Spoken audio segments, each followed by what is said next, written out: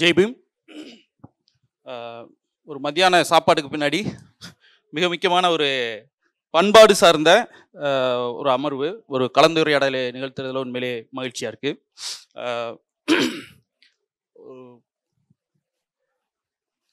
பண்பாட்டை பற்றுதல், மறுவிளக்கம் செய்தல் என்ற தலைப்பு. இப்போ ஒவ்வொருத்தருக்குமே ஒரு அடையாளம் இருக்கும், ஏதோ ஒரு அடையாளம், குறிப்பாக ஒரு ஜாதி அடையாளம், மத அடையாளம், இன்னும் மொழி அடையாளம், இன அடையாளம், இது மாதிரி ஏதோ ஒரு அடையாளம் இருக்கும். இப்போது அந்த அடையாளத்தில் ஜாதி, மத, இன, தேச அடையாளங்களில் ஒரு தலித்தா இருக்கக்கூடிய ஒருத்தருக்கு எந்த அடையாளத்தை கை கொள்வது சரியாக இருக்கும் உங்களுடைய பார்வையில்? எழுத்தாளர் ஸ்டாலின் ராஜ்.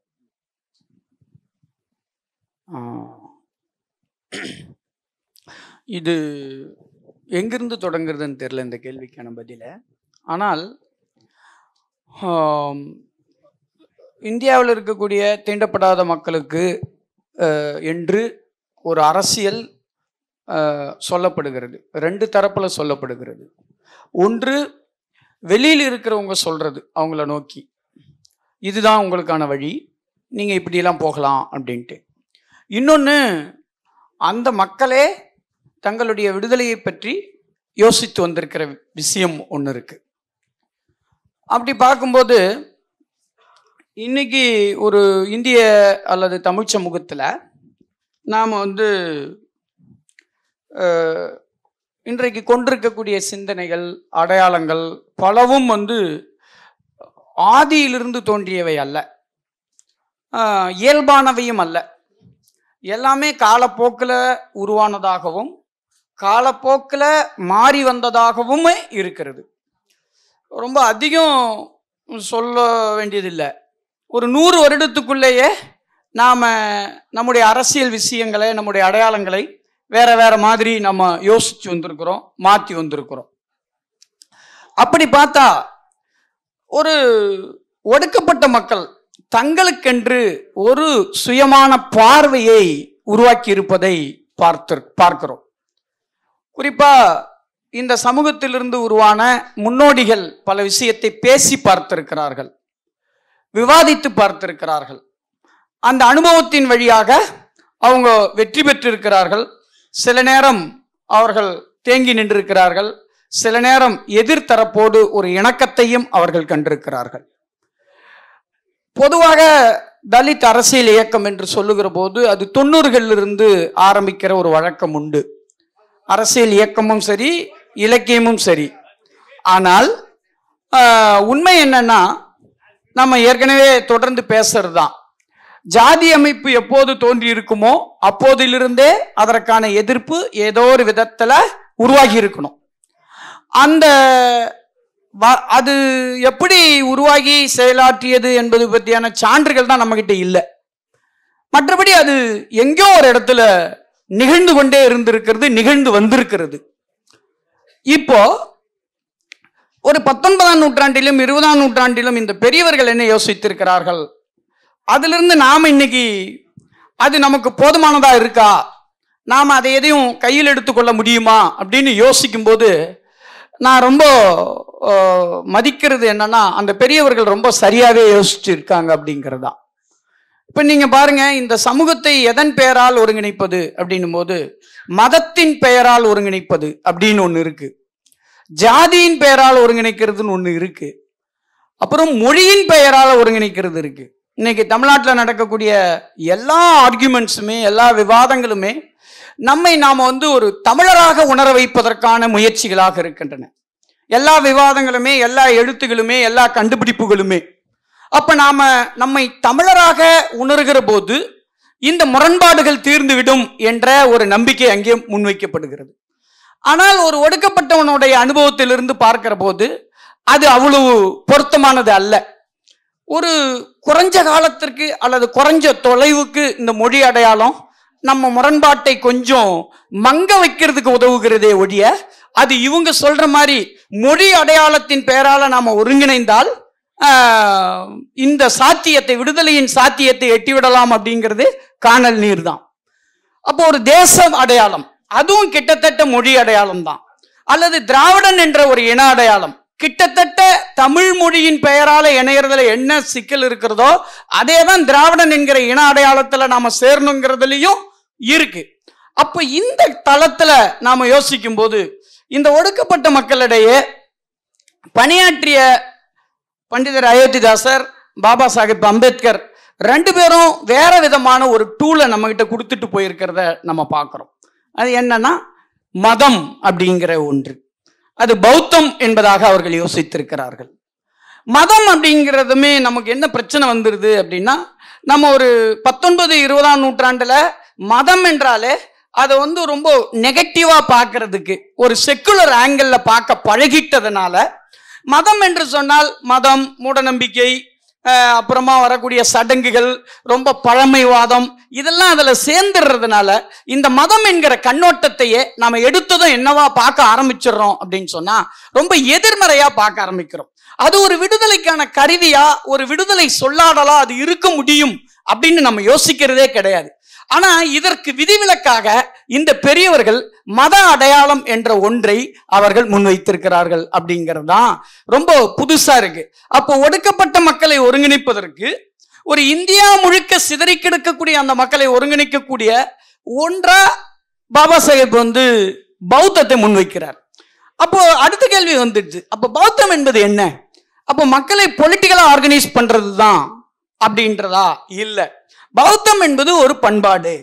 அதை ஒரு மதம் என்பதை தாண்டி ஒரு பண்பாடா யோசிக்கிற ஒன்றா நாம பார்க்கும்போது இந்த விஷயங்களை இவர்களுக்கு இடையில, ஒரு தலித்துகளுக்கு இடையில ஒற்றுமையை மட்டுமல்ல, முற்றிலும் முரண்பட்டு கொண்டிருக்கக்கூடிய சமூகங்களுக்கு இடையிலான ஒற்றுமையை கூட நாம பண்பாட்டின் வழியா யோசிக்க முடியும் அப்படிங்கிறத நாம இங்க பார்க்கிறோம். இப்போ உதாரணமா ஒரு பக்கம் நாம் என்ன நினைக்கிறோம் அப்படின்னா, பண்பாடு என்பது ஜாதியோட ரொம்ப நெருக்கமாக பிணைக்கப்பட்டிருக்கு. அது உண்மையான, அது உண்மைதான். அப்போ பண்பாட்டை நம்ம கையில் எடுக்கணும் போது இயல்பாகவே அதில் என்ன வந்துடுது அப்படின்னா, ஜாதியும் சேர்ந்து வந்துடுது. நான் என்னுடைய பண்பாட்டு அடையாளத்தை எடுக்கிறேன்னா என்னுடைய உணவு முறைன்னு வச்சுக்கங்களேன், அது என்னவா இருக்குன்னா என்னுடைய சைவ உணவு முறையா இருக்கு.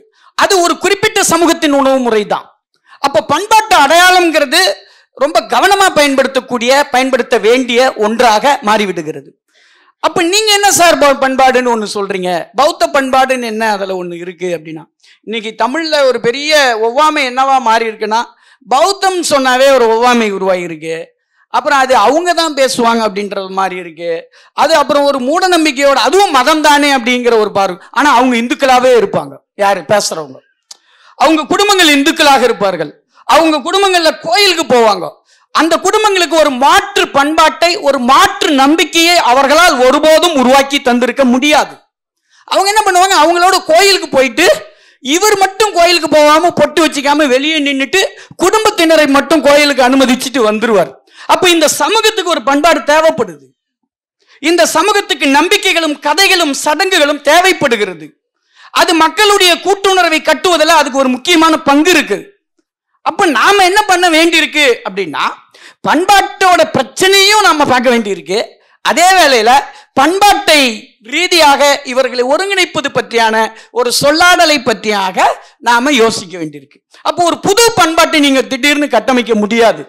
அப்ப ஏற்கனவே இருக்கிற பண்பாட்டிலிருந்து, அதனுடைய தொடர்ச்சியிலிருந்தும், அப்போ சமகாலத்தினுடைய ஒரு சுயமான சிந்தனை போக்கிலிருந்தும் நாம சில விஷயங்களை இணைச்சு யோசிக்கும் போதுதான் இது என்னவா மாறுது அப்படின்னு சொன்னா, ஒரு பண்பாட்டின் வழியா, ஒரு மாற்று பண்பாட்டின் வழியா ஒரு மக்கள் சமூகத்தை பற்றி யோசிக்கிறது, அவர்களுக்கு இடையே இருக்கக்கூடிய பொதுமை கூறுகளை கண்டுபிடிக்கிறது, அந்த பொதுமை கூறுகளின் வழியாக ஒரு அடையாளத்தை கட்டமைக்கிறது அப்படிங்கிறத நாம பேசுகிறோம். இப்போ நானும் ஒரு நண்பர் ஜெயபிரகாஷ் அவர்களுமா, இல்லை உங்களுக்கும் தெரிஞ்சிருக்கும், கள ஆய்வுகள் மற்ற விஷயங்கள் எல்லாம் போகும்போது நம்ம கண்டுபிடிக்கிற விஷயம் என்னன்னா, இப்போ ஒரு பண்பாட்டு அடையாளம் ஒரு சமூகத்துக்குரியதா மட்டும் இருக்கிறது கிடையாது. அந்த பண்பாட்டு அடையாளம் பல சமூகங்களுக்கு இடையிலே இருக்குது. அப்ப அதை நாம மீட்டெடுக்கிறது அல்லது அதை பத்தி நம்ம டிஸ்கஸ் பண்ற போது அது இந்த இந்த ஒரு எச்சரிக்கையோட நாம இந்த விஷயங்களே பார்க்க ஆரம்பிக்கிறோம். அப்போ ஒரு ஒரு ஒரு ரொம்ப விதிவிலக்கா, முற்றிலும் வித்தியாசமாக, வேறுபாடாக தலித் முன்னோடிகள் சிந்தித்த மத அடையாளத்தின் வழி சமூகத்தை ஒருங்கிணைக்கிறது. நான் ஒண்ணு சொல்லி முடிச்சுக்கிறேன். இப்ப இந்த மத அடையாளம்ங்கிறது வெறும் மதமா அப்படின்னா அதுவும் இல்லை. என்னன்னா அது ஒரு மெய்யியல் அப்படின்றதான் அவங்க பார்க்கறாங்க. ஒரு பிலாசபிக்கலான ஒரு டோனை அவங்க கொடுக்குறாங்க. என்ன மெய்யியல் அப்படின்னா, சமூகங்களுக்கு இடையில ஒரு ஒத்த புரிந்துணர்வு ஏற்படுவதற்கான ஒரு மெய்யியலை அவர்கள் தாங்கள் பேசிய மத அடையாளத்தின் வழி முன்வைக்கிறார்கள். இப்போ அயோத்திதாசர் பற்றி ஒரு குற்றச்சாட்டு இருக்கு. அவர் பறையர் சமூகத்தில் பிறந்தவர், எனவே பறையர்கள் பற்றி தான் பேசினார் அப்படின்னுட்டு. நான் எப்பவுமே ஒரு விஷயம் சொல்லுவேன். தலித் பட்டியல் பிரிவில் எந்த சாதியில யார் பிறந்தாலும் அவர் அந்த சாதிக்கென்று அதை பேசியிருந்தால், பாடுபட்டிருந்தால் அதை நெகட்டிவாக சொல்ல வேண்டிய அவசியம் கிடையாது. அதுதான் இயல்பு, அப்படித்தான் இருக்க முடியும். அதை நாம ஒரு விடுதலை கருவியாக, அவரை ஒரு விடுதலை போராளியாக நாம அப்படித்தான் பார்க்கணும். அவரை நாம செய்ய வேண்டிய வேலை என்ன அப்படின்னா, அப்படி ஓரிடத்தில் பிறந்து தன்னுடைய அனுபவத்திலிருந்து ஒரு விடுதலை சொல்லாடலை ஒருத்தர் கட்டமைக்கிறார்ல, அதை எப்படி இந்தியா முழுக்க இருக்கக்கூடிய ஒடுக்கப்பட்ட சமூகங்களுக்குரிய ஒரு விடுதலை சொல்லாடலாக விவரிக்க முடியும், மாற்ற முடியும், அப்படிங்கிறத பத்தி தான் நாம பேச வேண்டிய அவசியத்தில் இருக்கிறோம் அப்படின்னு நான் நினைக்கிறேன். இப்ப அயோத்திதாசர் பௌத்தம் பற்றி பேசுகிற போது இவ்வளவு குற்றச்சாட்டு அவர்கிட்ட இருந்த போது கூட அவர் ஒருபோதும் நாம் பறையராக திரள வேண்டும் என்று சொல்லவில்லை. அதுதான் முக்கியம். அவர் திரும்ப அதை ஒரு ஜாதியாக ஒருங்கிணைக்கல, மாறாக அவற்றை அவர் ஒரு மாற்று மெய்யியல் ஒன்றை முன்வச்சு, பௌத்தம் என்கிற ஒரு மெய்யியல் இங்க இருந்திருக்கு, அது ஒரு பூர்வ பண்பாடாக பாரத சமூகத்தில் இருந்திருக்கு, அது இவ்வளவு விஷயங்களை உருவாக்கி இருக்கு, அதனுடைய அடிப்படை ஆதாரமாக அறம்தான் இருந்திருக்கிறது, அது இவ்வளவு விஷயங்களை உருவாக்கி இருக்கிறது, அதுதான் நம்முடைய மரபு அப்படிங்கிறத சொல்றது மூலமா மீண்டும் ஒரு ஜாதியாக ஒருங்கிணைக்கிறதுக்கு மாற்றாக ஒரு மாற்று மெய்யியல் வழியாக இந்த சமூகத்தை ஒருங்கிணைக்க முடியும் அப்படிங்கிற ஒரு பொசிஷனை வைக்கிறார். பாபா சாஹிப் அவர்கள் பௌத்தத்தை ஒரு மிக முக்கியமான ஒரு ஆல்டர்னேட்டிவ், ஒரு அடையாளமாக இந்திய அளவில் வைத்தாலும் அதற்குள்ள அயோத்திதாஸ் பண்டிதருடைய ஒரு பண்பாட்டு கூறுகளை உள்ள கனெக்ட் பண்ணி அந்த உள்ளடக்கத்தோட அதை மேலும் விவரிக்க முடியும் என்றுதான் நான் நினைக்கிறேன். அந்த வகையில தலித்துகள் ஒரு மாற்று அடையாளமாக மொழியை காட்டிலும், இனத்தை காட்டிலும், ஜாதியை காட்டிலும் ஒரு மாற்று மெய்யியல் வழியாக தங்களுடைய பார்வை கோணத்தை இந்த முன்னோடிகள் முன்வைத்தவர்களாக இருக்கிறார்கள். அது முக்கியமான, வேற யாருமே முன்வைக்காத கோணம் என்று நான் நினைக்கிறேன். அதான் என்னுடைய முதல் தகவல். ரொம்ப விரிவாகவே சொல்லிட்டீங்க. இப்போ நீங்கள் சொன்னதோட தொடர்ச்சியாக ஜேபிக்கு இதே தான். பண்டிதருடைய எழுத்துக்கள், பண்டிதருடைய வாசிப்பு தமிழ் சூழலில் வந்ததுக்கு பிறகு ஒரு பெரிய மாறுதல்கள், ஒரு பெரிய மாற்றம் நடந்திருக்கு. குறிப்பாக பௌத்தம் பற்றி, மதம் பற்றி, பண்பாடு பற்றியான ஒரு விளக்கம் கொடுக்கறதுல ஒரு பெரிய மாறுதல் வந்திருக்கு. குறிப்பாக பௌத்தம் பற்றி பண்டிதர் கொடுக்கக்கூடிய இந்த விளக்கங்களும் மற்ற விஷயங்களும், இப்போ நீங்கள் கலாய்வு தொடர்ந்து ஆய்வுகளில் ஈடுபட்டிருக்கீங்க, கல்விப்புல ஆய்வில் இருக்கீங்க. அந்த பின்புலத்தில் பார்க்கும்போதுல பௌத்தம் சார்ந்து ஒரு விளக்கம் கொடுக்குற நீங்கள் ஒரு விஷயத்த ஒரு மக்கள் வழக்காரில் ஒரு பண்பாட்டில் இருக்கக்கூடிய ஒன்று பௌத்தம் சார்ந்து விளக்கம் கொடுக்கும்போதுல அதுக்கு மாற்று விளக்கம் கொடுக்கறதுல என்ன விதமான சிக்கல்கள் அல்லது சவால்கள் இருக்குது அப்படின்னு நீங்கள் நினைக்கிறீங்க? மாற்று விளக்கம் கொடுக்கும்போது நமக்கு சிக்கல் இல்லை, நம்ம கொடுக்குற விளக்கத்தை எதிராளிகள் புரிஞ்சுக்கிறதுலாம் சிக்கல் இருக்கு. அயோத்திதாசர் பௌத்த பிக்குகளை பார்ப்பனர் என்கிற சொல்லால் குறிப்பார்கள் அப்படிங்கிற விஷயம் பேசுறாரு. அந்தனர் என்கிற சொல்லால் குறிப்பார்கள் பேசுறாரு. அப்ப பிக்குணிகளை குறிப்பதற்கு என்ன சொல்ல பயன்படுத்துறாங்கன்னா பாப்பாத்தி அப்படிங்கிறாரு. எங்க அத்தை பேரு பாப்பாத்தி. எனக்கு என்ன ஃபீலிங் வரும்னாக்க, என் தாத்தா ஒருத்தவன் ஏதோ ஐயர் வீட்டில் வச்ச பேர் மாதிரி, சாதி பேர் மாதிரி வச்சா ஊரெல்லாம் மதிக்க நினச்சி வச்சிட்டாரோ அப்படிங்கிற ஒரு எண்ணம் சின்ன வயசுல இருந்து இருக்கு. ஆனால் நாட்டார் தெய்வ மரபு ஆய்வுக்குள்ளே போகும்போது பாப்பாத்தி அம்மன் ஊருக்குள்ளே இருக்கு. கடலூர் மாவட்டத்தில் வேப்பூர் வட்டத்தில் நகர் அப்படிங்கிற கிராமத்தில் பாப்பாத்தி அம்மன் இருக்கு. இப்போ அயோத்திதாசரை உள்வாங்கலை அப்படின்னா நான் அதை எப்படி புரிஞ்சுப்பேன்னா, பாப்பாத்தி அம்மன் ஒரு உயர் சாதியோடைய பெயரை உயர்த்துவதற்காகவே தங்களுடைய குலதெய்வமாக வச்சுக்கிட்டாங்களோ அப்படின்னு எடுப்பில் நான் நினைப்பதற்கான வாய்ப்பு 100% இருக்கு.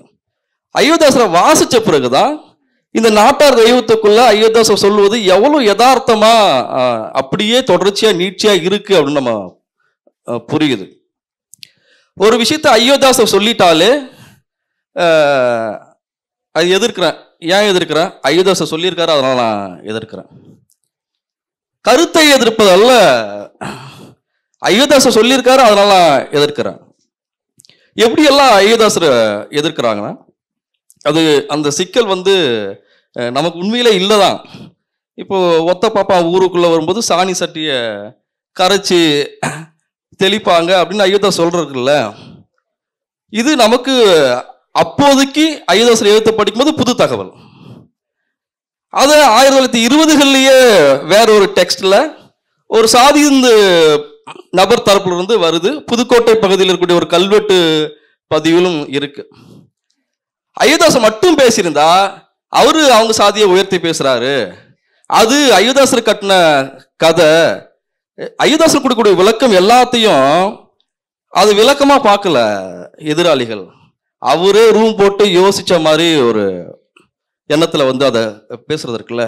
அப்போ 1920களில் வேற ஒரு சாதிந்த தரப்புல இருந்து ஒரு டெக்ஸ்ட் அந்த விஷயத்த பதிவு பண்ணல. புதுக்கோட்டை கல்வெட்டுல அந்த விஷயம் பதிவாகலைன்னா அயோத்தியாசர் ஒரே ஒரு மனுஷன் சொன்ன தகவல் இந்த சமூகம் ஏத்துக்காது, அவர் பழையர் என்கிற ஒரே காரணத்திற்காக. இப்போ இதுதான் நமக்கு முக்கியமானதான் நான் பார்க்கிறேன். அயோத்தியாசரை நம்ம வாசிச்சோம்னா அடிச்சு புடிச்சு பார்த்தோம்னா ஏதாவது ஒரு ஊர்லயாவது அவர் சொல்லக்கூடிய அந்த விஷயம் நாட்டுப்புற தெய்வ மரபுல இருக்கு. நமக்கு சிக்கல் இல்லை, எதிராளிகளுக்கு அது சிக்கலா பார்க்கிறேன். சரி, இப்போ அயோத்திதாசர் தலித்துகளை பௌத்தர்கள் அப்படின்னு சொல்றாங்க. ஒரு ஆய்வாளரா நீங்க இந்த கூற்றை எப்படி பாக்குறீங்க? அதுக்கு ஏதாவது தரவுகளின் அடிப்படையில்? இல்லை, இப்போ நம்ம தொடர்ந்து இந்த தரவுகள் அப்படிங்கிற விஷயத்தோட பிரச்சனை என்ன அப்படிங்கிறத தான் தொடர்ந்து பேசுகிறோம். நான் நம்புகிறேன் அந்த விஷயத்தை. ஆனால் நான் மற்றவர்கள்கிட்டையும் பேச விரும்புகிறேன் அதை பற்றி. நான் என்ன சொல்கிறேன்றதை நீங்கள் கேளுங்க. நான் இதை எப்படி எக்ஸ்பிளைன் பண்ணுறேன், நான் இதை எப்படி யோசிக்கிறேன் அப்படிங்கிறது தொடர்ந்து மன்றாடுறேன். இப்போ மாரி செல்வராஜ் ரஞ்சித்லாம் பேசுகிறாங்கல்ல, நாங்கள் பேசுகிறத கேளுங்க அப்படின்ட்டு. கிட்டத்தட்ட தமிழில் ஆய்வாளர்கள் அதே போராட்டத்தை நடத்திக்கிட்டு இருக்கோம். அவங்களுக்கு அது தெரியுது, அவங்க ஒரு பெரிய இடத்துல இருக்கிறதால. நம்ம அந்த போராட்டத்தை வேற மாதிரி நடத்திக்கிட்டு இருக்கோம். மிக கடுமையாக இந்த புறக்கணிப்புகள் இந்த மாதிரியான விஷயங்கள்லாம் இருக்குது. ஆனால் விஷயம் என்னென்னா, யாரும் கவனிக்காமல் இல்லை, இந்த விஷயங்களை கவனிக்கிறார்கள். அப்போது ஒரு ஆய்வாளராக நான் பார்க்கும்போது, ஆய்வாளருங்கிறது ஒரு பெரிய வார்த்தை, நீங்கள் சொல்கிறதுக்காக ஒரு வசதிக்காக வச்சுக்கோமே. அப்படி நம்ம யோசிக்கும்போது நரேஷன் தான் இங்கே பிரச்சனையாக இருக்குது. யார் சொல்கிறது, எங்கே சொல்கிறாரு, எப்படி சொல்கிறாரு அப்படிங்கிறது தான் இப்போ பிரச்சனை. இப்போ நான் ஒரு புக்கு எழுதுகிறேன், என் பேர் அந்த புக்குக்கு மேலே என் பேர் போட்டிருக்கு, நான் ஒரு தலித்து. ஆனால் இவர் வேற ஒருத்தர், அதே வச்சுக்குவோம், வேற ஒருத்தர். அந்த பேர் இல்லாமல் இவர் பேர் இருந்தால் அதுக்கு வேற ஒரு அர்த்தம். டெக்ஸ்ட்டுக்கு அர்த்தம் யார் கொடுக்கறது? டெக்ஸ்ட் கொடுக்கறது இல்லை, நபர் தான் அங்கே கொடுக்கப்படுறார். அதனால் தமிழில் அயோத்திதாசர் வருகை நடந்த போது என்ன நடந்ததுன்னா, எல்லாருக்குமே ஒரு வியப்பு இருந்தது. ஆஹா, இப்படி ஒரு ஆளாமே, இப்படியாமே அப்படின்ட்டு. ஒரு நாசர் அப்போ ஒரு படம் எடுத்தார், மாயன் ஒரு படம். அவரை பற்றி குமுதத்தில் ஒரு பேட்டி வந்தது. அவரை அந்த பேட்டி எடுக்கிறதுக்கு முன்னாடி ஒரு இன்ட்ரடக்ஷன் எழுதுவாங்கள்ல, நாசரை பேட்டி எடுக்க போகும்போது அயோத்திதாசர் புத்தகத்தை வாசித்து கொண்டிருந்தார் அப்படின்ட்டு. அதெல்லாம் அப்போ ஒரு ட்ரெண்டு. அப்படி மட்டுமே அயோத்திதாசர் பார்க்கப்பட்டார். அவர் வாசிக்கப்படாத ஒரு திருவுருவாக மாற்றப்பட்டார். ஒன்று. ரெண்டாவது, அயோத்திதாசரை வாசித்த போது நடந்த பெரிய விஷயம் என்னன்னா, இங்க ஏற்கனவே கட்டமைக்கப்பட்டிருக்கக்கூடிய ஒரு கருத்தியல் உலகம் இருக்குல்ல, அதுக்கு தோதானவரா இல்லாம அவர் இன்னொன்னு வைக்கிறார். இன்னொன்னு பேசும்போது அவர் புறம்பானவராக மாற்றப்பட்டார். புறம்பானவரா மட்டுமல்ல, அவர் முற்றிலும் ரொம்ப எதிரானவராக இங்கே கட்டமைக்கப்பட்டார். அயோத்திதாசர் மேலே விமர்சனம் இல்லை, விமர்சனம் கூடாது அப்படிங்கிற பொருளில் இதை நீங்கள் புரிந்து கொள்ளும். அயோத்திதாசர் மேலே யாருமே விமர்சனமே இது வரைக்கும் எழுதலைங்கிறது என்னுடைய கருத்து. ஏன்னா அயோத்திதாசரை முதல்ல நீங்கள் வாசிக்கணும். ஓகே, அயோத்திதாசரோட சில தவறான பகுதிகள், அவருடைய இன்டர்பிரேஷனில் பிரச்சனை இருக்கக்கூடிய பகுதியை கூட வேற ஒருத்தர் சொல்லி இவர் கேள்விப்பட்டிருப்பாரே ஒழிய இவர் படித்தவர் கிடையாது. நீங்கள் கேளுங்க, அயோத்திதாசர் பற்றி ஒரு எதிர்மறையான கருத்து சொல்கிறவரை நிறுத்தி கேட்டு பாருங்க, என்ன சொன்னாருங்க அயோத்திதாசர்னா? அவர் ஒரு 2 கூற்று சொல்வார். அது அவர் படிச்சார்னு நினைக்கிறீங்களா? அது கிடையவே கிடையாது. அவர் ஒன்று சொன்னார், பௌத்தத்தின் மீது ஒரு தவறான பிம்பத்தை உருவாக்கி புத்தரை பூதம் என்று சொல்லி, புத்தரை பேய் என்று சொல்லி, ஒரு முனி என்று சொல்லி அவர் ஒரு எதிர்மறை பாத்திரமாக மாற்றினார்கள் அப்படின்னு பௌத்தத்தினுடைய வீழ்ச்சியை விட உண்மை வரலாற்றை எழுதியவர் அயோத்திதாசர் தான். பௌத்தத்தின் வீழ்ச்சியை பற்றி பேசின எல்லாருமே எதை எழுதினாங்க அப்படின்னா, எல்லாருக்கும் கண்ணுக்கு தெரியக்கூடிய கோயில்களை இந்துக்கள் எடுத்துக்கொண்டார்கள் என்பதை பற்றி பேசினாங்க, சிலைகள் உடைச்சதை பற்றி பேசினாங்க. ஆனா அயோத்திதாசர் மட்டும்தான் இதெல்லாம் இல்லாம மக்களுடைய நம்பிக்கைகள்ல புழங்கி கொண்டிருக்கக்கூடிய பேர்கள் எப்படி மாற்றப்பட்டுச்சு, அவங்களுடைய நம்பிக்கைகள் சடங்குகள் எப்படி மாற்றப்பட்டுச்சுன்னு, இதுதான் உண்மை வரலாறு, இதுதான் இன்விசிபிள் கல்ச்சர். இந்த இன்விசிபிள் கல்ச்சரை அவர் நிகழ்த்தினார்.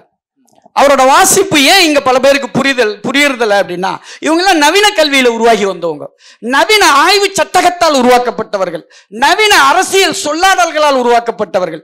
இவர்களுக்கு மரபிலிருந்து உருவாகி வந்த ஒரு மகத்தான அறிஞனுடைய வாசிப்பு புரியல. அதை நான் பகிரங்கமா சொல்றேன். எனவே இவர்களுக்கு அயோத்திதாசரை வாசிக்கிறதுல அவ்வளவு பிரச்சனை இருந்தது. அதுதான் ஒவ்வாமையா வெளிப்பட்டுச்சு. மாறி சொன்னார்ல, அதுதான் நானும் சொல்றேன். அயோத்திதாசர் மேல நடந்தது இப்படி ஒண்ணு. அப்போ அந்த வாசிப்பினுடைய இதிலிருந்து அவர் உருவாகி வர்ற போது அவர் காட்டுற உலகம் எப்படியானதாக இருக்கிறது என்றால், நமக்கு அறிமுகமான ஒரு கருத்தியல் உலகம் இருக்குல்ல, அந்த கருத்தியல் உலகத்துக்கு வெளியே இருக்கு. அது இல்லாதது கிடையாது. அவர் சொல்றது இல்லாத ஒன்று கிடையாது, இருந்ததுதான். ஆனால் அது நமக்கு கொண்டு வந்து சேர்க்கப்படவில்லை, நமக்கு அறிமுகப்படுத்தப்படவில்லை. ஒரு 100 வருடம் 200 வருடம் நம்ம வேற ஒரு சிந்தனைக்கு பழக்கப்படுத்தப்பட்டுட்டோம். அப்போ வேற ஒரு சிந்தனைக்கு பழகியவங்கிட்ட வந்து நீங்க 200 ஆண்டுகளுக்கு முன்னாடி இருந்த ஒரு மரபை அறிமுகப்படுத்தும் போது நாம என்ன சொல்ல ஆரம்பிச்சிடுறோம் அப்படின்னா, சார் அதெல்லாம் பொய் சார், இதெல்லாம் நாங்க எங்கேயுமே கேள்விப்பட்டது இல்லையே, நீ என்ன புதுசா சொல்ற அப்படிங்கிறது தான் அவங்க சொன்னாங்க. அப்போ கிட்டத்தட்ட பௌத்தத்துக்கும் அதுதான் நேர்ந்திருக்கு. பௌத்தத்தை பத்தி நீங்க பேசுங்க சார், அதெல்லாம் 2000 வருடத்துக்கு முன்னாடி இருந்ததா சொல்றாங்க சார், அது இப்பெல்லாம் இல்லை சார் அப்படின்னு ஒண்ணு சொல்றாங்கல்ல. பௌத்தம் எவ்வாறு வீழ்த்தப்பட்டது, எப்படி பொய் சொல்லாடல்களால் வீழ்த்தப்பட்டதுன்னு அயோத்திதாசர் சொன்னாரோ, கிட்டத்தட்ட அயோத்திதாசரை படிக்க விடாம ஆக்கிறதுக்கும் அதுதான், அதே டூலை தான் இங்க பயன்படுத்திட்டாங்க. அப்ப நாம சொல்லும்போது நீங்க என்ன பார்க்க வேண்டாம்னா, அது பௌத்தமா தான் இருக்கணும்னு அவசியம் இல்லை. அயோத்திதாசர் சொன்ன அதே வார்த்தையை தான் நீங்க கண்டுபிடிக்கணும்னு அவசியம் இல்லை. ஆனால் நம்ம எல்லாருக்குமே ஒரு பண்பாட்டு ரீதியான ஒரு தொடக்கம் இருந்திருக்குல்ல, அது என்னவான தொடக்கமாக இருந்திருக்க முடியும்? அதிலிருந்து வேற என்னென்ன விஷயங்கள் உருவாகி இருக்கு, என்ன இடையில வந்திருக்கு, எதோட அது இணைஞ்சிருக்கு அப்படிங்கிறத பத்தியான ஒரு டிஸ்கோர்ஸுக்கு நம்ம போக வேண்டிய அவசியம் இருக்குன்னு நான் நினைக்கிறேன். அப்போ ஒரு ஒரு அந்த இடத்துல இப்போ உதாரணத்துக்கு இந்தியா முழுக்க இருந்த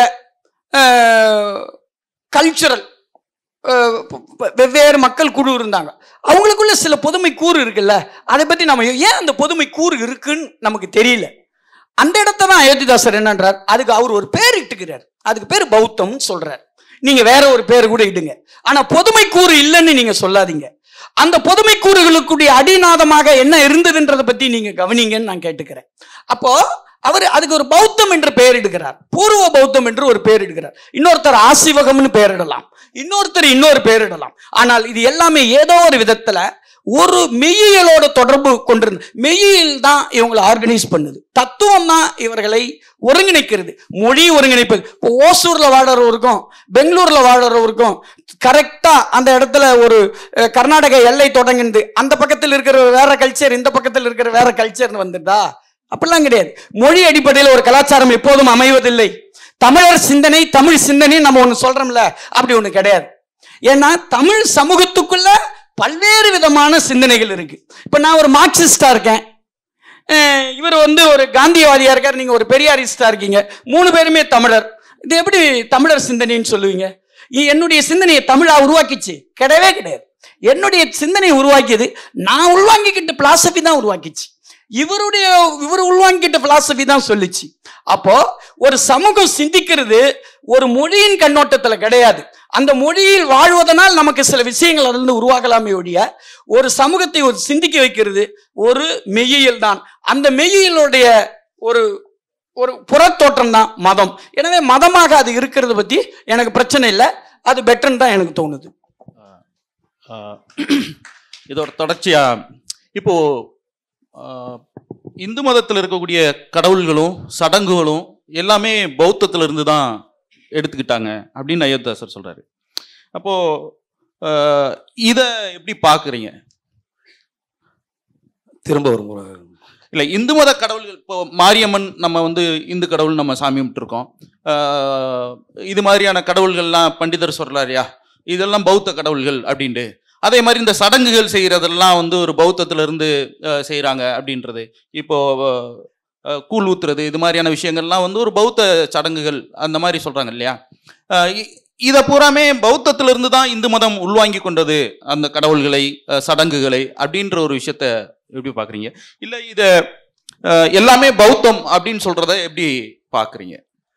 உங்க கேள்விக்கு நான் நேரடியாக பதில் சொல்றதுக்கு முன்னாடி இதுக்கு முன்னாடி கேட்ட கேள்வியோட நான் ஒரு தகவலை பகிர்ந்துக்கலாம் நினைக்கிறேன். அயோத்திதாசரை வந்து வாசிக்காமலேயே அவசரமா ஒரே ராத்திரில படிச்சு மறுநாள் குற்றம் சாட்டின ஆளை நான் நேரடியாகவே பார்த்துருக்கேன். நான் வந்து மெட்ராஸ் யூனிவர்சிட்டி ஸ்டூடெண்ட்டு. மெட்ராஸ் யூனிவர்சிட்டியில் நான் வந்து எம்ஏ படித்தேன். ஸோ அவள் வந்து தமிழ்த்துறையுடைய தலைவராக அப்போ இருந்தவர் வந்து பேராசிரியர் வி அரசு. 2.5 வால்யூம் அயோத்திதாசருடைய அந்த வால்யூம்ஸ். நான் வந்து அயோத்திதாசரை முதல்ல தெரிஞ்சுக்கிட்டது ரவிக்குமாருடைய பள்ளி இலக்கிய மறுவாசிப்பு பிரதிக்கு வெளியே அப்படிங்கிற அந்த கட்டுரையின் ஊடாக நான் அயோத்திதாசரை தெரிஞ்சுக்கிட்டேன்.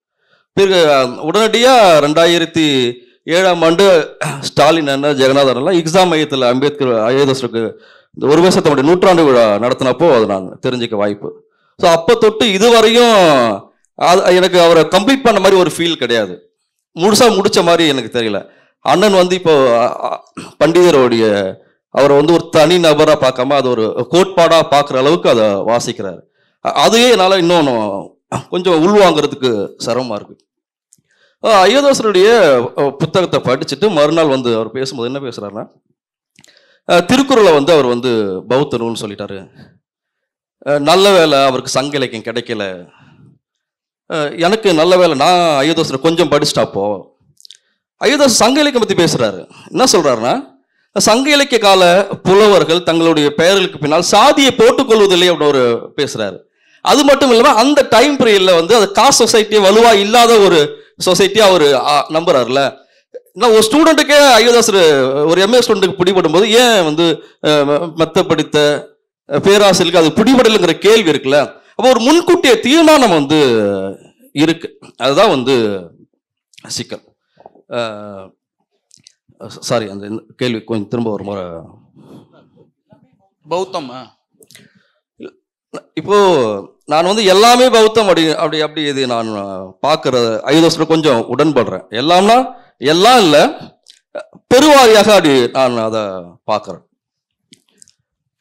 பண்பாட்டில் அயோத்திதாசர் பேசுற விஷயம் சொல்லாடுகள் அப்படி புதஞ்சு இருக்கு. இப்போ கூழ் ஊத்துறத வந்து சாக்கூத்து, சாக்கையர் ஊத்து, பௌத்தர்கள் சாக்கையர்கள், புத்தர் பிறந்த குடி சாக்கையர் குடி, சாக்கையர் ஊத்துன்னு நம்ம பார்க்குறோம். இது நம்ம பெரும்பாலும் பேசப்பட்டது. பறையர்களுக்கு வட தமிழகத்தில் பூணூல் அணியக்கூடிய பழக்கம் கிடையாது. ஆனால் மாரியம்மன் திருவிழாவில் பார்த்தோம்னாக்கா அந்த கோயில் பூசாரி குடம் தூக்குறவங்க பூணூல் அணிவாங்க. அது ரொம்ப எனக்கு ரொம்ப நெத்தி அடிச்ச மாதிரி இருந்தது. அயோத்திதாசர் அதை போய் பேசுறாரு. அயோத்திதாசர் எப்படி பேசுறாருன்னா, ஏன் பூணூல் அணிகிறாங்க அப்படின்னா, குழந்தை கருவறைக்குள்ள இருக்கும்போது அது சுவாசிக்கிற மூச்சு காற்று வந்து அது உணருது இல்லை. அது பௌத்தர்கள் தியானத்தை மூச்சு பயிற்சியை மேற்கொள்கிற பொழுது அந்த ஆழ்ந்த உணர்வதற்காக சூட்டப்பட்ட ஒரு கயிறுன்னு அவர் பேசுறாரு. அப்போ இன்னைக்கு பிராமணர்கள் தினசரி போட்டுக்கொள்வது போல பறையர்கள் இல்லைனாலும் கூட அது பண்பாட்டில் இருக்கு. நீங்க அயோத்திதாசர் அதை தொடாம நம்ம அதை புரிஞ்சிக்க முடியாது. இப்போ நான் நேரடியாக வந்து ஐயதாசரை வாசிக்காம நான் அந்த பூணூலை பார்த்துருந்தேன்னா அதை நான் எதிர்த்திருப்பேன். இது ஒரு பிராமணிய மேலாதிக்கத்தை உணர்ந்து கொண்ட ஒன்று அப்படின்னு நான் நினைப்பேன். ஐயதாசரை வாசிக்கும் போது தான் அப்போ பண்பாட்டுக்குள்ள இவங்க ஏன் பூணூல் அணிகிறாங்க அப்படிங்கிறது. ஏன்னா ஃபோட்டோ என்னுடைய பழைய மொபைலில் வச்சுருந்தா அதை பற்றி கொஞ்சம் விரிவாக எழுத நினச்சி ஃபோட்டோவை தவற விட்டேன். ஆனால் எனக்கு என்ன நம்பிக்கைன்னா, அது எந்த ஊரில் போனாலும் பாரியர்கள் அந்த திருவிழா சமயத்தில் பூணூல் அணிவாங்க. நீங்கள் போய் பார்க்கலாம். அதெல்லாம் எல்லாமே பௌத்தம் அப்படிங்கிறது சரி அப்படின்னு நான் நம்புகிறேன். இதோட தொடர்ச்சியாகவே ஸ்டாலின் சார்ட்ட பொதுவாக பண்டிதர் சொல்கிறதெல்லாம் வரலாறு இல்லை, அதுக்கு எந்த ஆதாரமும் இல்லை, பூரா கதைகள் இட்டுக்கட்டி சொல்கிறாரு, அவரே ஒரு கதையை புனைகிறாரு அப்படின்னு சொல்கிற அந்த கூற்றை நீங்கள் எப்படி பார்க்குறீங்க? தமிழில் இடதுசாரி வரலாற்றாசிரியர்கள்னு சொல்லிட்டு இருக்கவங்க செய்த அபவாதம் அது பொய் இல்லையா? காரல் மார்க்ஸே ஆதி பொது உடைமை சமூகத்தை பற்றியான ஒரு கற்பித சமூகத்திலிருந்து தான் தன்னோட ஆய்வையே தொடங்குறாரு. இந்த சமூகம் அடைய வேண்டிய ஒரு எல்லையாகவும் அவர் ஆதி பொது உடைமை சமூகத்தை தான் சொல்றாரு. உலகத்தில் எல்லா சிந்தனைகளும் இது மாதிரி ஒரு கற்பிதத்தை முன்வைத்திருக்கிறது. கடந்த காலத்தில் ஒரு கற்பிதம், எதிர்காலத்தில் அடைய போற கற்பிதம். அண்ணா சங்க காலத்தை பொற்காலமா சொன்னாரு. ஓகே, அப்போ ஒரு சமூகத்தை எழுச்சி பெற வைக்கும் போது, ஆர்கனைஸ் பண்ணும்போது அவங்க தங்களுக்கென்று ஒரு கடந்த காலத்தை சொல்றது அப்படிங்கிறது கம்யூனிஸ்டுகள்கிட்டே இருந்திருக்கு. ஓகே, இப்போ அயோத்தியாசர் ஒரு பிரமாதமான ஒரு கற்பிதத்தை முன்வைக்கிறார். என்னன்னா பூர்வ பௌத்தம். பூர்வத்தில் இந்தியா பௌத்த நாடாக இருந்தது. நாங்கள் எல்லாம் பூர்வ பௌத்தர்களாக இருந்தோம். அந்த தேசத்தின் பெயர் இந்திர தேசம். ஓகே, அதுதான் இந்தியாவாக மாறியது, ஐந்திரன் என்று அப்படின்னு ஒரு அயோத்தியாசர் சொல்றார். நம்ம ஒரு விஷயத்தை ரொம்ப புரிந்து கொள்ள வேண்டியது என்னன்னா, இன்னைக்கு நம்ம மதம் என்றால் என்னவென்று நினைத்து கொண்டிருக்கிறோமோ அது 500 வருஷத்துக்கு முன்னாடி இதே பொருளில் தான் இருந்ததா, இதே மாதிரி தான் புரிந்து கொள்ளப்பட்டதா? 1000 வருஷத்துக்கு முன்னாடி எப்படி இருந்தது? 2000 வருஷத்துக்கு முன்னாடி எப்படி இருந்தது மதம் என்பதனுடைய பொருள்? இன்னைக்கு மதம் என்றனுடைய பொருள் நம்ம ஒரு 200 வருடத்துக்குள்ள வந்திருக்கிற அண்டர்ஸ்டாண்டிங், இதுதான் மதம். ஒருத்தர் கண்டிப்பா மதத்துல போய் எங்க தாத்தா கிட்ட கேட்டேன் என்ன மதம்னா அவருக்கு தெரியவே இல்லை. அவருக்கு சொல்ல தெரிஞ்சது 2 தான். ஒன்னு ஜாதியை சொன்னார், இன்னொரு சாமியை சொன்னார். மதம் ஒரு நவீன ப்ராசஸ். அது மதமாக ஒருத்தன் ஒரு மதத்துக்குள்ளதான் இருந்தாக வேண்டும் என்கிற ஒன்று ப்ராசஸ். அப்போ நாம் இந்த மதம் பத்தி பேசும்போது இந்த புரிதலோட பேசணும். அன்னைக்கு பௌத்தம் பத்தி நம்ம யோசிச்சாலும் மற்றதை பத்தி பேசினாலும் இன்னைக்கு இருக்கக்கூடிய ஒரு இன்ஸ்டிடியூஷனல் ஃபார்ம்ல அது இருந்ததா அப்படிங்கிறதோட பார்க்கணும். ஒரு வகையில இந்தியாவினுடைய முதல் இன்ஸ்டிடியூஷன் மதம் பௌத்தம் தான். ஆனால் அதே வேளையில் அது மக்களிடம் செயல்பாற்றிய போது அதே இன்ஸ்டிடியூஷனல் ஃபார்ம்ல தான் செயலாற்றியதா அப்படின்னா அப்படி இல்லைன்னு தான் சொல்ல தோணுது. நம்ம யோசிச்சு பார்க்கும்போது எப்பவுமே இந்த இன்ஸ்டிடியூஷனல் ஃபார்ம்ல இருக்கிறவங்க என்ன பண்ணுவாங்கன்னா, மதம், குருமார், புனித நூல், அப்படி ஒரு கேட்டகரி இருக்கும். அதுக்கு அடுத்த கட்டத்தில் அடுக்கில் வெகு மக்கள் பங்கேற்கக்கூடிய திருவிழாக்கள், நம்பிக்கைகள் இப்படி இருக்கும். இந்த வெகு மக்கள் பங்கேற்கக்கூடிய நம்பிக்கைகள், திருவிழாக்களோட மேல இருக்கிற அவங்க ஊடாடுவாங்க, இவங்க மேல ஊடாடுவாங்க. அப்போ மக்கள் எல்லோருமே ஒரே விதமான நோன்பை, ஒரே விதமான துறவை கொண்டு வாழ்ந்தார்கள். இவர்கள் கடும் துறவை மேற்கொண்டதால் தான் அழிந்தார்கள் என்று ஒரு வரலாற்று பொய் சொல்லப்படுகிறது இல்ல, அது கிடையவே கிடையாது. துறவு என்பது அந்த சமயத்தை சேர்ந்த துறவிகளுக்குத்தான் சொல்லப்பட்டதை ஒழிய மக்களுக்கு கிடையாது. மக்கள் எல்லாரும் போய் மலையில தியானம் பண்ணிட்டு இருந்திருப்பானா? அதுக்கு சாத்தியமே இல்லை. அப்போ மக்கள் வேறையாக இருக்காங்க, மத இது ரெண்டுக்கும் இடையில ஒரு ஊடாட்டம் இருந்திருக்க வேண்டும். எனவே மதத்தை பத்தியான நம்முடைய யோசனையை இன்னைக்கு இருந்து நம்ம யோசிக்க வேண்டியது இல்லை. அதே மாதிரிதான் பௌத்தம் பத்தியான யோசனையும் நாம என்ன பண்ண வேண்டியது இல்லைன்னா, இன்னைக்கு எது பௌத்தமோ, இன்னைக்கு இருக்கிற பௌத்தம் பெரும்பான்மையும் என்னவா இருக்குன்னா, அதுவும் காலனிய காலத்துல கண்டுபிடிக்கப்பட்டு கன்ஸ்ட்ரக்ட் பண்ணப்பட்டது தான். பழைய விஷயங்களும் அதுல கொஞ்சம் இருக்கு, காலனிய காலத்தினுடைய அண்டர்ஸ்டாண்டிங்கும் அதுல மிக்ஸ் ஆகி தான் இன்னைக்கு நம்ம பௌத்தமா அதை பார்த்துக்கிட்டு இருக்கோம். இப்ப நீங்க மணிமேகலையில் எங்க இருக்காரு புத்தர்? இல்லை, மணிமேகலைக்கு இணையான இந்தியாவில் வேற ஏதேனும் பௌத்தம் பற்றியான ஒரு எப்பிக், ஒரு காப்பியம் இருக்கிறதா? இல்லையே. பௌத்தத்தை நாம ஒரு இந்த கண்ணோட்டத்தில், இன்றைக்கு இருக்கிற நவீன கண்ணோட்டத்திலிருந்து மட்டுமே பார்க்க வேண்டியது. இப்போ நான் கூட தொடர்ந்து வரலாறு பற்றி நான் பேசும்போது என்ன நான் ஒரு வரலாற்று ஆய்வாளராக நினைக்கிறதே இல்லை. ஏன்னா வரலாறுங்கிறதே நம்ம இன்னைக்கு வேற கண்ணோட்டத்துக்கு மாறிடுச்சு. வரலாறு என்பது என்ற ஒன்றை நம்ம பேசும்போது அதில் கல்ச்சர் வருது, பண்பாட்டு ஆய்வாகவும் அது இருக்கு. இப்போ பண்பாட்டு ஆய்வு வரலாற்று ஆய்வாகவும் இருக்கு, எல்லாம் பின்னி பிணைந்ததாக தான் இருக்கு. குறிப்பாக தலித் ஸ்டடீஸ், குறிப்பாக சபால்டன் ஸ்டடீஸ் வந்த பின்னாடி இந்த வரலாற்றை பார்க்குற விதம், வரலாற்றை ஆய்வு செய்யக்கூடிய விதம், இது எல்லாமே இன்னைக்கு இன்னொரு கண்ணோட்டத்துக்கு, இன்னொரு பார்வைக்கு அது இன்னைக்கு மாறி இருக்கு. அப்படிதான் நீங்க கேட்கும்போது அயோத்திதாசர் கற்பனை பண்றாரா அப்படின்னு நீங்க கேட்டீங்கன்னா இல்லைன்னு நான் சொல்லுவேன். அயோத்திதாசர் இந்திர தேச சரித்திரம் என்கிற ஒரு நூலை எழுதினார். கிட்டத்தட்ட அவருடைய மொழியில், அவர் உருவாகி வந்த ஒரு பின்புலத்தில் அவருக்கு கிடைச்ச ஒரு அண்டர்ஸ்டாண்டிங்ல, புரிதல் இருந்து அந்த மொழியிலிருந்து அவற்றை எழுதியிருக்கிறார். அந்த நூலில் பேசப்பட்டிருக்கக்கூடிய பல விஷயங்களுக்கு தமிழ் மரபில் சான்றுகள் இருக்கின்றன, தமிழ் இலக்கியங்களில் சான்றுகள் இருக்கின்றன. வெகு மக்களிடம் இருக்கக்கூடிய சடங்குகள், நம்பிக்கைகள், வழக்காறுகள், இவற்றிலிருந்து சான்றுகள் எடுத்து அவர் பேசுறார். நாம நம்முடைய மெத்தடாலஜியில இந்த வழக்காறுகளுக்கு, இந்த சடங்குகளுக்கு இடம் இல்லாததுனால அதை நாம பொய்யின் பார்க்க ஆரம்பிச்சிட்டோம். இந்திர தேச சரித்திரம். அப்போ அவர் ஒரு உலகத்தை கற்பனை செய்கிறார். நான் தொடர்ந்து பேசுறது என்னன்னா, தமிழ்ல கடந்த 10 ஆண்டுகள் வந்த ஒரே சிறந்த வரலாற்று நூல் டி தர்மராஜ் எழுதிய அயோத்திதாசர், பறையர் முதல் பார்ப்பனர், பார்ப்பனர் முதல் பறையர் வரை. அதை அதுல ஒரு எவிடன்ஸ் இருக்காது, அதுல ஒண்ணுமே, அதாவது நீங்க கேட்கக்கூடிய டாக்குமெண்ட்ஸ், அதுல எங்க ஃபுட் நோட்ஸ், இது எல்லாமே மாடர்ன் மெத்தடாலஜியில டார்ச்சர் பண்றீங்க நீங்க. அது இல்ல, அது என்னவா இருக்கு, அயோத்திதாசர் எதை சிந்தித்தார், எதை யோசித்தார், என்ன மாதிரியான ஒரு வரலாற்றை தனக்கென்று கட்டமைக்க விரும்பினார் என்பதை புரிந்து கொள்வதற்கு உங்களுக்கு ஹெல்ப் பண்ணுது. வரலாற்றை திரும்ப ரிப்பீட் பண்றது வரலாற்று ஆசிரியனுடைய வேலை இல்லை.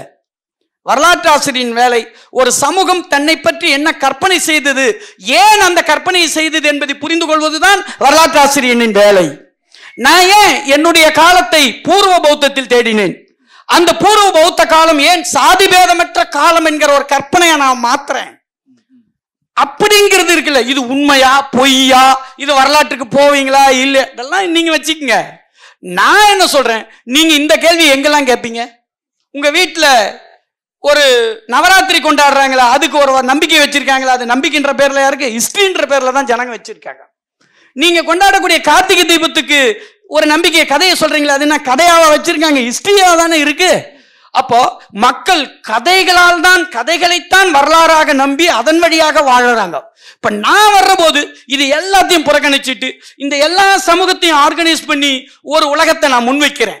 இதோ பார், இந்திர தேசம் என்று ஒன்று இருந்தது, அன்றைக்கு சாதி பேதமற்று நாம் அனைவரும் ஒன்றாக இருந்தோம் என்ற ஒரு கற்பிதத்தை நான் முன்வைக்கும் போது அந்த கற்பனையை கொஸ்டின் பண்றீங்களே ஒழிய, நான் ஏன் அந்த கற்பனையை முன்வைக்கிறேன், நான் அதன் வழியா நான் என்ன பேச வர்றேன் அப்படிங்கிறத ஏன் நம்ம பேசுறது இல்லை அப்படிங்கிறதான் என்னுடைய கேள்வி. இதனுடைய பொருள் என்னன்னா, தலித் ஸ்டடீஸ்ல ஆதாரங்கள்லாம் முக்கியம் இல்லை. எங்களுக்கு இணையா இன்னைக்கு ஆதாரங்களை முன் வச்சு பேசுறவங்க யாருமே கிடையாது. நான் சொல்றேன் பாலு இதழியல் வரலாறு இருந்தார்ல, அது ஒவ்வொரு வார்த்தை, ஏன்னா உங்களுக்கு தெரியும் இது மாதிரியான இதுவரைக்கும் இருக்கிற வரலாற்று மறுத்து நாங்க ஒண்ணு புதுசா வைக்கும் போது இது சும்மாவே ஒத்துக்க மாட்டான். நீங்க ஏற்கனவே இருக்கிறத மறுத்து நீங்க இல்லாத ஒன்றை நாங்க வைக்கும் போது அதுல எவ்வளவு கேள்விகள் வரும், எவ்வளவு பிரச்சனைகள் வரும். அவ்வளவு வரலாற்று தரவுகளோட நாம இந்த விஷயங்களை முன் வச்சிருக்கோம். ஆனால் அதே வேளையில் தலித்துகளுடைய வரலாற்றில் ஒரு பிரச்சனை என்ன, தலித் வரலாற்றில் மட்டும் எல்லாருடைய வரலாற்றிலுமே என்ன பிரச்சனைனா, நீங்க ஒரு 200 வருஷம் 300 வருஷத்தை தாண்டி போக முடியாது. ஏன்னா உங்ககிட்ட டாக்குமெண்ட் இல்லை. வெள்ளைக்காரன் வந்த பின்னாடி எல்லாத்தையும் டாக்குமெண்ட்ல இருக்கிறது தான் வரலாறுன்னு மாத்திட்டோம். அப்போ இந்த சமூகத்துக்கு 200 வருஷத்துக்கு முன்னாடி வரலாறு இல்லையா, வரலாறு இருந்திருக்க முடியாதா? அப்பதான் நான் என்ன பண்ண வேண்டியிருக்குன்னா, கல்ச்சரை நான் என்னவா வாசிக்கிறேன்னா வரலாறா வாசிக்க ஆரம்பிக்கிறேன். என்னுடைய பெயர்கள், என்னுடைய தாத்தாவுடைய பேரை, பெருமாள்ங்கிற பேரை நான் என்னவா பாக்குறேன், இல்லடா அது விஷ்ணுக்கு வச்ச பேர் இல்லடா, ஒவ்வொரு குழுவிலையும் ஒரு மூத்தவன் பேர் இருக்குல்ல, அவனுக்கு பேர்டா பெருமாள், அதை தான்டா வைணவம் எடுத்திருக்கு நான் கண்டுபிடிக்கிறேன். அப்போ எனக்கு கல்ச்சர் ஹிஸ்டரி அந்த இடத்துல மாறுது. அதனால்தான் தலித் ஸ்டடிஸ் என்ன பண்ண வேண்டியிருக்குன்னா, இன்னைக்கு கல்ச்சருக்கும் வரலாறுக்கும் இடையில இருக்கக்கூடிய அந்த இடைவெளியில நாம இயங்க வேண்டிய அவசியம் இருக்கிறது. அப்போ அதுல சடங்கு இருக்கு, நம்பிக்கை இருக்கு. இப்போ இந்திரனுக்கு விழா நடத்தலாம் மழை பெய்யாம போயிடுச்சுன்னு மணிமேகலையில சிலப்பதிகாரத்தில் சொல்றதுனால அதை மட்டும் கிடையாது. இன்னைக்கு சாதாரண ஜனங்களுக்கு அது இருக்கு சார். போலூருக்கு பக்கத்தில் இருக்கக்கூடிய சந்தவாசல்ல 2 புத்தர் சிலை கிடைத்தது. மொட்டை ரிசி என்று வழங்குவார்கள். அதுக்கு என்ன சடங்கு தெரியுமா? நம்ம மிளகாத்தூளை அரைச்சி தலையில ஊத்திடுவாங்க. ஊத்துனா மழை வரும் அப்படின்னு ஒரு நம்பிக்கை. அந்த நம்பிக்கை பிரச்சனை ஒரு பக்கம் இருக்கட்டும். ஆனா அது என்னன்னா, அது அந்த அந்த காரம் தாங்காட்டி அவர் மழை வர வைப்பார் அப்படிங்கிற. நாம இன்னைக்கு சயின்ஸ் நம்பிக்கிட்டு இருக்கோம்ல, இந்த சயின்ஸ் மேற்கத்திய நிறுவனவாத சயின்ஸ் இன்னைக்கு வச்சிருக்கு. அப்ப நம்ம பின்பற்றி வந்த சடங்குகள் நம்பிக்கைகள்ல முற்றிலும் அது மூட நம்பிக்கை. அதுல ஒரு சயின்டிபிக் ரோலே இல்லைன்னு நீங்க நினைக்க வேண்டிய அவசியம் இல்லை. என்னன்னா, ஒரு போல செய்யறோம். நம்ம ஒரு விஷயத்தை இமிட்டேட் பண்றோம்ல, மழை வர்ற மாதிரி ஒரு சடங்கு செய்கிறோம். அழகர் கோயில்ல நடத்தக்கூடிய விழா இருக்குல்ல, அது மழை வருவதற்கான சடங்கு. இது தவக்கலையை நாம என்ன பண்றோம், தண்ணியில கத்த விடுறோம். இது எல்லாமே மக்களுடைய நம்பிக்கைகள் இருந்து கட்டமைக்கப்படுது. இது எதுவுமே இந்துத்துவத்துக்கோ பார்ப்பனியத்துக்கோ இந்து மதத்துக்கோ சொந்தமானது அல்ல. இதை நாமே அவங்க கிட்ட கொடுக்க வேண்டாம். சரியா? அவங்களுக்கு அந்த மாதிரி சொந்தமான சரக்கு எதுவும் இல்லை என்பதுதான் பாபா சாஹேப்பும் பண்டிதரும் சொன்னது. சரிங்களா? அவர்களுக்கு சொந்தமான எந்த திட்டமும் எந்த பார்வையும் எந்த அறிவும் இல்லை என்பதுதான் பண்டிதரும் பாபா சாஹேப்பும் சொன்னது. அது இங்க இருக்கக்கூடிய பூர்வக்குடி மக்களிடமிருந்து எடுத்து தனதாக்கி கொள்ளப்பட்டது.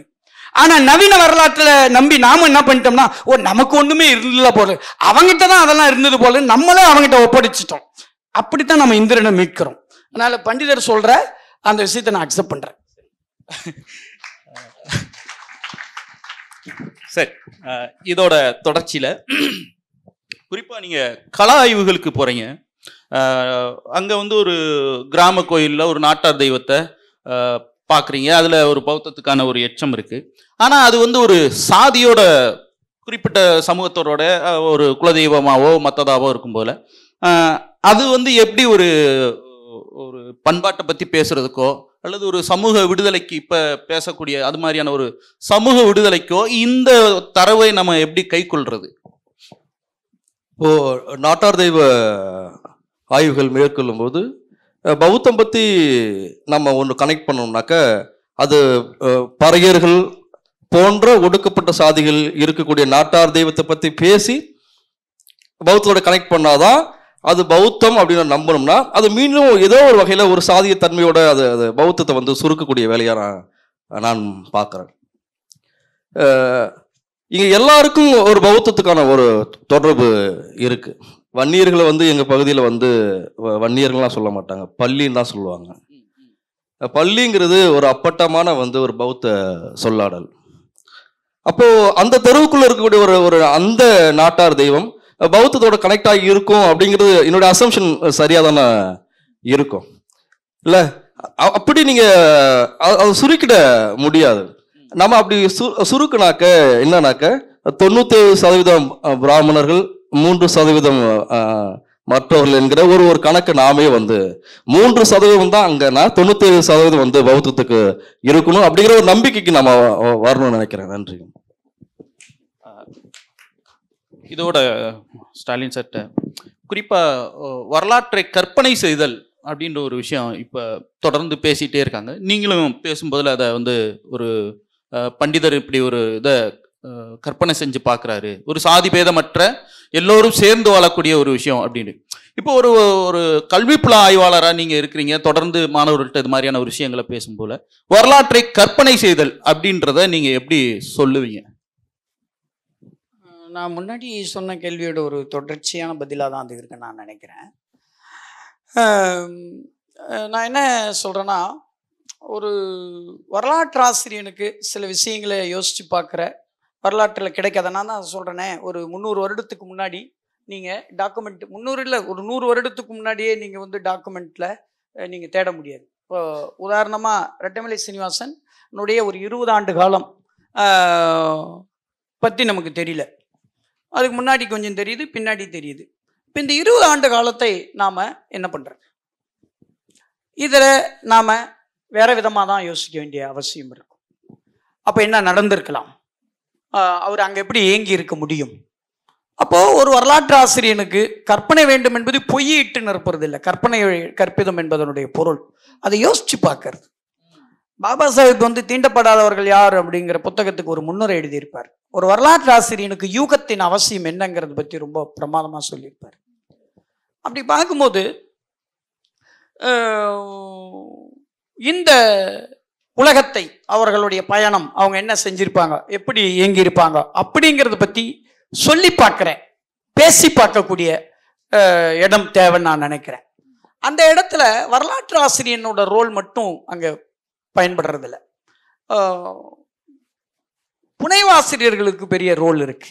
புனைவு எழுதுறவங்களுக்கு, புனைவு எழுதுகிற பல பேர் ஒரு காலகட்டம் வரையிலும் என்ன நினச்சிக்கிட்டு இருந்தாங்கன்னா, வரலாறு இந்த மாதிரி தத்துவம் இதையெல்லாம் படிக்கவே கூடாதுன்னு நம்பிக்கிட்டு இருந்தாங்க. ஆனால் அது இனிமேல் செல்லுபடி ஆகுமான்னு எனக்கு தெரியல. நண்பர் தமிழ் பிரபா எழுதிய கோசலை நாவல் கூட அவர் அதுக்கு ஒரு ஃபீல்டு ஸ்டடி இன்னைக்கு பண்ணார். இன்னைக்கு எதையுமே நீங்கள் போகிற போக்கில் எழுதிட முடியாது. ஏதோ நீங்கள் அதே மாதிரி நாவல்கள் எழுதுனது, சு வெங்கடேசனுடைய காவல் கோட்டம், வேல்பாரி, நம்ம ஜோடி குரூஸோட கொற்கை, வெள்ளையானை ஜெயமோகனுடையது, எந்த நாவல் பாருங்க டாக்குமெண்ட் பேஸ் பண்றாங்க அல்லது ஒன்று பேஸ் பண்றாங்க. அப்போ ஒரு புனைவாசிரியன் ஏதோ ஒரு கட்டத்தில் இன்னைக்கு இருக்கக்கூடிய வரலாற்றோட தன்னை கனெக்ட் பண்ணிக்க வேண்டியிருக்கு. இந்த வரலாற்றின் இடைவெளியை அவன் அதோட இணைச்சு பார்க்க வேண்டிய அவசியம் இருக்கு. எனக்கு தெரிஞ்சு அயோத்தியாசர்கிட்ட நான் ரொம்ப வியந்தது என்னன்னா, அவர் ஒரு உலகத்தை ஸ்தாபிக்கிறார் அப்படிங்கிறது மட்டுமல்ல, அதுக்கு அவருக்கு இருந்த ஒரு மாபெரும் ஒரு படைப்பாற்றல் இருக்குல்ல. அப்படி ஒரு ஹிஸ்டரி எழுதுறதுக்கு ஒருத்தனுக்கு அவ்வளவு பெரிய படைப்பாற்றல் இருந்தால் மட்டும்தான் அதை செய்ய முடியும். அதை அவர் நிகழ்த்தியிருக்கிறார். ஆனால் துரதிருஷ்டவசமா தமிழ்ல என்ன நடக்குதுன்னா, அயோத்திதாசருக்கு அவர் கற்பனை பண்றாருன்னு யார் எழுதுறாங்கன்னா, தமிழ்ல கவிதையும் கதைகளும் எழுதிய நண்பர்களே எழுதுறாங்க. சார், வரட்டுத்தனமான அகடமிஷியன் கூட இந்த குற்றச்சாட்டை அயோத்திதாசர் மேல வச்சிருக்கலாம். ஆனா ஒரு படைப்பாற்றல் கொண்டவன், ஒரு புனைவு ரைட்டர் அயோத்திதாசரை இன்னும் நெருக்கமா புரிஞ்சுக்கிட்டு இருந்திருக்க முடியும். தமிழ்ல அது நிகழல. அதுக்கு காரணம் என்னன்னு நான் சொல்ல வேண்டியதில்லை. அங்க படைப்பு மனம் செத்து போய் உங்களுடைய தர்க்க மனம் சாதியோடு சேர்ந்து கொள்ளுகிறது. நீங்க மறுக்கலாம் இல்ல இல்ல நான் இருக்கேன், நான் அப்படி பண்றதில்ல, நாங்க அப்படி இல்லை. நான் கேட்கிறேன், தென் மாவட்டத்துல 3 நாளைக்கு குரு பூஜை என்கிற பெயர்ல ஸ்தம்பிக்க வைக்கப்படுகிறது. ஏன் அந்த மக்கள் ஒரு இடத்தில் ஒருங்கிணைகிறார்கள்? ஏன் இப்படி பிரச்சனை பண்ணப்படுகிறது அப்படின்னு அந்த சமூகத்தில் பிறந்த நீங்கள் அதை பற்றி ஏதேனும் என்றைக்கேனும் ஆராய்ச்சி செய்து எழுதியிருக்கிறீர்களா? ஒரு ஒடுக்கப்பட்டவன் கீழிருந்து வருகிற போது தனக்கு ஒரு பெரிய உலகத்தை, ஒரு சாதிபேதமற்ற உலகத்தை கற்பனை செய்கிறதுல இருக்கக்கூடிய ஹிஸ்டாரிக்கல் மெத்தடாலஜி எல்லாம் கேட்குறீங்களா சார் நீங்க?